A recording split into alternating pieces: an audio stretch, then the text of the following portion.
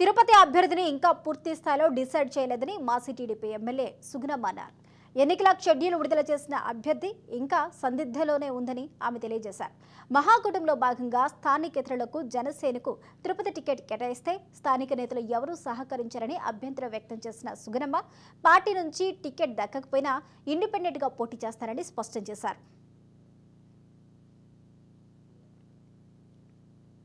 తిరుపతి నగరంలో జగన్మోహన్ రెడ్డిని ఏ విధంగా రాష్ట్రంలో మనము ఓడించాలనుకుంటున్నామో తిరుపతి నగరానికి కూడా అదే విధమైనటువంటి పరిస్థితి, అదే విధమైనటువంటి కర్మ బట్టి ఉండాలి. ఈ కర్మను, ఈ శనిని వైదొలిగించుకోవాలంటే తప్పకుండా పోటీ చేయాల్సి వస్తే పోటీ చేస్తాం. దాంట్లో ఎలాంటి అభ్యంతరం లేదు.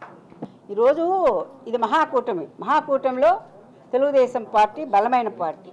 దానికి ఇరువురు కూడా బీజేపీ అండ్ జనసేన కూడా మిత్రపక్షాలు. సో అందరం కలిసే పోవాల్సి ఉంటుంది. దీంట్లో ఎలాంటి తేడా లేదు. ఈ రోజున వాళ్ళు నిర్ణయిస్తే నువ్వే గెలిచే అభ్యర్థివి, నువ్వు ఆ పార్టీలోకి పోయి పని చేస్తావా, గెలుస్తావా అని అంటే ఓకే.